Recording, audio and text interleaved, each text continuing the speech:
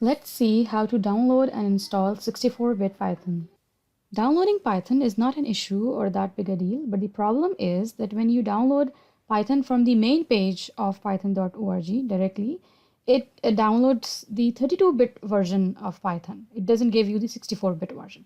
So let's see how will we download the 64-bit version of Python. Go to google.com and search for Python download. You will get the first link here, or you can directly go to www.python.org. I will put this link in the description below too. So go there and you can see this button here, download Python 3.8.5. The problem with this direct download is that this is for 32-bit Windows. If your Windows is 64-bit, this is not for you. So you have to download the 64-bit version of Python separately from a separate link. So for that, either first of all, keep this in your mind that the latest version is 3.8.5.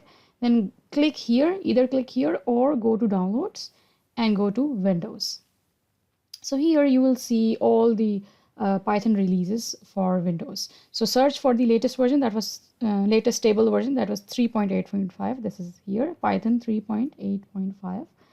And here you can see different files for this version, and you can clearly see that the first three first three files are x86 64-bit. So the first three are for 64-bit Windows, while the rest of the three are for 32-bit Windows. And right now we are looking for a Windows executable installer. So we will click on this second link, right? Download Windows x86 64 executable installer. So click here and your download for 64-bit Python will begin.